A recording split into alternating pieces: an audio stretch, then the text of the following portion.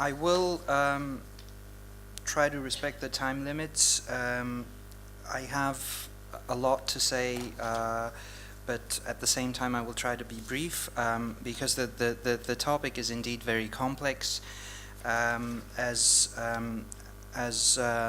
it was pointed out since the morning, claims handling as such is a complex business because of long tails, because of a lot of uncertainty, and the cross-border nature of it adds even more uncertainty. So there's a lot of things we have to keep in mind when we talk about claims handling, and especially in the context of the headline or of the title of this section of in today's conference, how to manage claims ratios. So just a brief overview of what I will be talking about. First of all, I'm sure many of you know what the green card system is, but I will just give you a brief introduction, just a few numbers to give you an idea of the extent, scale, and scope of the system. Then I will talk about some accident statistics that we have at hand, and of course financial stability, something that we cannot neglect. There's always, when I talk about financial stability, especially at events like this, we understand perfectly that at first glance or at first sight there is seemingly a contradiction between concerns for financial stability and the desire of the industry to be profitable. But at the end of the day, in the long run, any viable long-term profitability rests on financial stability. And then at the end I will try to offer you a few thoughts or a few points of reflection that we have at the Council of Bureau with regard to financial stability, pricing, and eventually profitability. So what the Council of Bureau does is it coordinates and oversees the green card system, which is an international system of 48 countries with 47 member bureaus. If you're curious about the difference in this one number, it's Liechtenstein that is represented by the Swiss bureau, but it's two different countries. Not that it's very important in the context of my talk. All these 48 countries together represent a vehicle fleet of over 450 million, and annually, according to our assessments, over well, I usually say over 450,000, but anywhere around 450,000 cross-border claims happen in the green card system. This is just the green card claims, which is basically vehicles originating from country A causing accidents in country B, where the victim is from country C, or even to complicate country B, or even to complicate matters even further, from a country C. And there are approximately 1,300 or more insurers in the green card business. Now, as far as the statistical background is concerned, first of all, just sort of the framework of the numbers I will try to present. What I did was I took the ex-prim classification of CE countries, which includes 16 countries that you see on the screen. It's interesting to note that these countries together have more than 60 million vehicle fleet, which is around 13 to 14% of the system-wide vehicle fleet. And most of these countries, 12 out of these 16, are EEA members, or what we call multilateral agreement signatories, which means they operate under single premium, and there's a single MTPL cover for the whole MA area. Now, coming to more concrete statistics, some interesting facts about the region. What we do, among a lot of things that we do at the Council of Bureaus, we collect annual statistics about the green card accidents all over the system, and a few things that strike me when I look at the numbers is that estimated up to 43% of all green card accidents every year are exported from CEE countries. This means that the vehicles causing these accidents, or the liable parties causing these accidents, are from CEE countries, and accidents take place in, let's say, the Western Europe or in other parts of the green card system. In contrast to that, the region imports around 16% of green card accidents. This means vehicles coming from countries, green card countries other than these 16 CE countries, causing accidents in the CE region. One striking conclusion or implication of this is, if you compare the sort of the base risk, 13 to 14% of the vehicle fleet, and 43% of accidents, that's a striking difference, and that puts the CE region, in our perspective or in our understanding, as an above average risk within the system. If we talk about the liquidity, these 16% accidents that are handled in that occur within the CE region and are consequently handled by insurers or claims handlers in the CE region, this is also a comparatively high number when you look at it compared to the 13%, 14% vehicle fleet, which means they need more liquidity than they have collected, than they have the income source as such, to put it very simply. Now, another point of concern is also that a large number of accidents that are caused by CE region insureds or CE region vehicles happen in high indemnification level countries such as Germany, Italy, and Great Britain. And our colleagues earlier in the morning session pointed out some very striking figures. I noticed that all three of these countries, Great Britain, Italy, or the UK I should say, the UK and Italy and Germany are on the top 10, if not sometimes even top 5 of the list of the countries with highest indemnification levels in let's say, typical personal injury cases.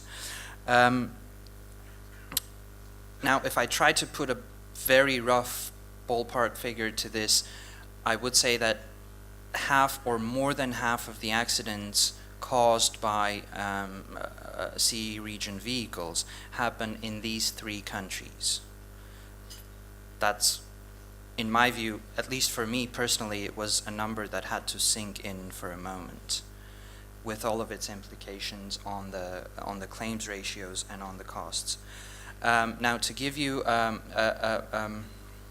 graphical perspective of the phenomenon, these are I extracted these graphs from our statistics to show you the difference between the accidents that CE countries or CE insurers export as such, that they guarantee, but they happen elsewhere, and those that are imported into the CE region. You can see that these are basically the top 3 accident exporters, what we call them. You can see that not only the gap is large, it's also very frequently, almost always, it's growing larger and larger. European integration, single market, with all of its benefits, but also it has its perils.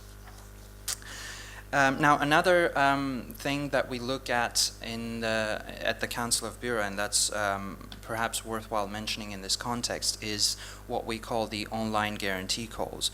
These are basically the online guarantee call system is a tool between national bureaus to invoke the guarantee of the bureau whose member is defaulting in making the payment. So basically, if an insurer in country A has to reimburse the claim handler in country B for a claim compensation to a victim in country B, but fails to do so within the specified time limits, the Bureau of Country A guarantees these obligations, and the Bureau of Country A has to reimburse the Bureau of Country B for all unpaid debt. So in a nutshell, an OGC, or an online guarantee call, means most of the time that there is an unpaid reimbursement demand by the liable insurer.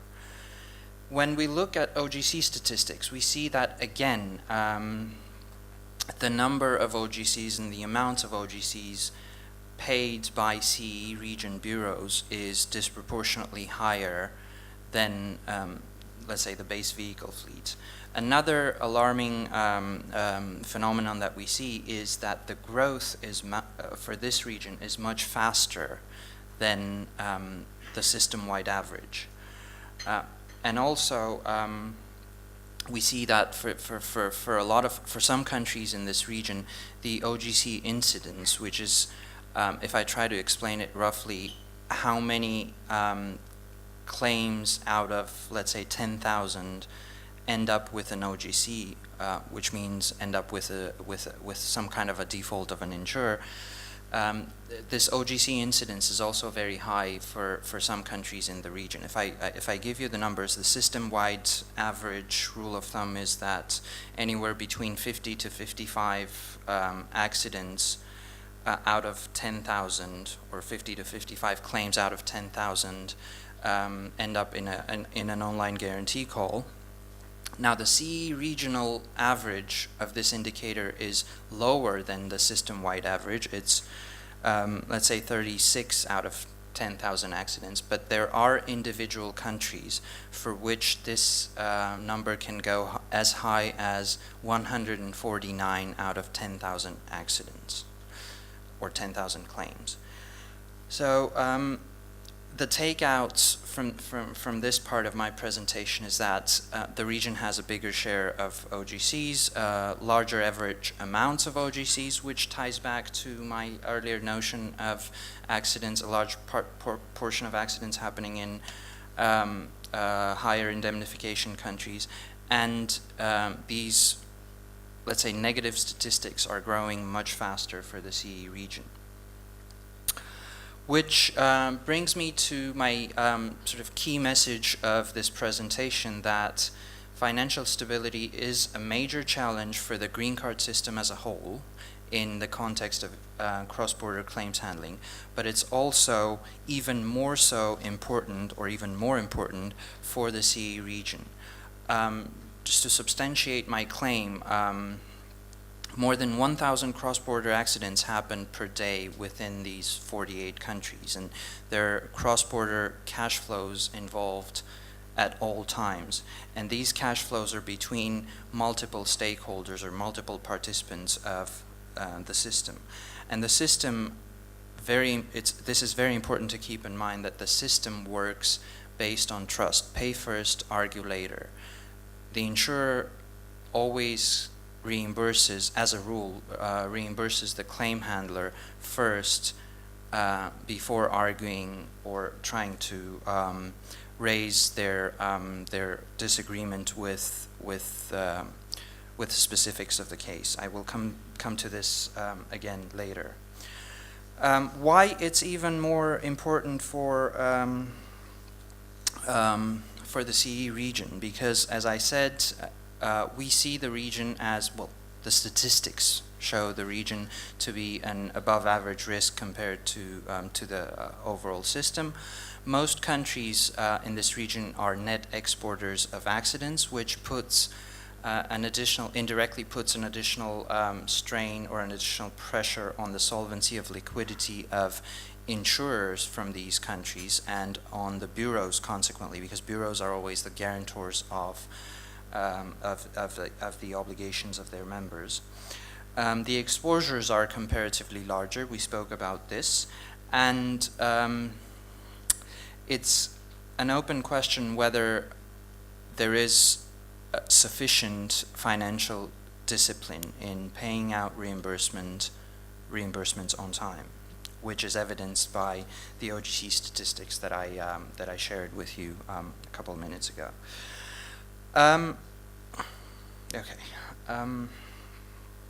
And to make life even more difficult, there are, of course, additional complications to keep in mind, one of which is the key rule of the green card system, and the key rule which governs the handling of cross-border accidents within the system. It's the pay first, argue later principle, which means that the claim handler in country B where the accident happened, who is basically, we call them the correspondents of the liable insurer, has the handling autonomy in making decisions on matters of liability, on matters of claim indemnification, and even in matters of court proceedings. And their commercial relationship between the insurer and the correspondent or the claim handler entails this delegation of handling autonomy, and it's always important to keep this in mind and always respect this handling autonomy. Another phenomenon that we have witnessed a rise in are insurer insolvencies. Of course, this is a system-wide phenomenon. This is not something very specific, strictly specific to the CE region, but I think many of you will agree that at least some CE region countries in the last couple of years saw a lot of the consequences of recent insurer insolvencies. And of course, as again pointed out earlier by colleagues in the morning session, the whole industry is living a time of soft markets, which puts a lot of constraints on pricing, but it also requires more prudence and more being more careful in setting the pricing so that they keep the industry and the system and the insurers within the bounds of reasonable financial stability. Which brings me to just a few concluding remarks, more as points of reflection rather than ready-made stapled answers to the questions that have been raised and will be raised in the course of the day. The financial health and sufficient liquidity of all players, insurers, claim handlers, and bureaus, is paramount at all times, as is good financial and legal discipline, including communication between insurers and claims handlers. We at the Council of Bureau hear a lot about how there are breaks in communication between the claim handler and insurer about reserves, about open claims, which leads to complications in terms of the financial capacity of the involved parties to seamlessly and quickly cover the claims. An awareness of indemnification rules in other countries. This is very important because they are very different. There are different procedural rules, there are different time limits, there are different compensation rules, and in the international context, it's absolutely important. It's key that the players know the indemnification standards or the indemnification rules in the countries where their risks are basically circulating. Which brings me, I'm skipping the reserving standards because we talked about that, which brings me to some reflections on pricing practices. Again, I tried to point out earlier that one of the main points of concern is that very often, for a number of CE countries, the risk or the vehicles or the vehicle fleet is normally based in one country, but the risk occurs, the accidents occur predominantly in other countries because those vehicles are predominantly circulating in other countries. And I'm not talking about vehicles that go on vacation for a couple weeks to Greece or wherever. We're talking about predominant circulation in other countries, and we're talking about these countries very often being high indemnity level countries, which leads to a huge larger exposure in terms of severity. So frequency is higher very often. On top of that, severity is also higher. And as a very specific case, as a very specific illustration of this phenomenon, there are specific types of risk, specific classes of vehicle fleet that require what I call special attention. For example, the commercial trucks, and we've already spoken about this since the first minutes of this morning, as the chair of this panel pointed out very illustratively. Okay, we have trucks in this country, but where do they go? That's a very important question, with very important implications for financial stability and consequently profitability. And something that I don't have on this slide, but it's been going through the discussion since this morning, MTPL is a long-tail business, especially for some countries, some CEE countries, which have a comparatively younger, developing, emerging insurance industry. And I allow myself to say this because personally I am from a country which has a very young and very emerging insurance industry. To perceive that MTPL is actually a long-tail business cannot be taken for granted, but it has to be kept in mind at all times. I hope I am within my limits of time, and thank you for the attention.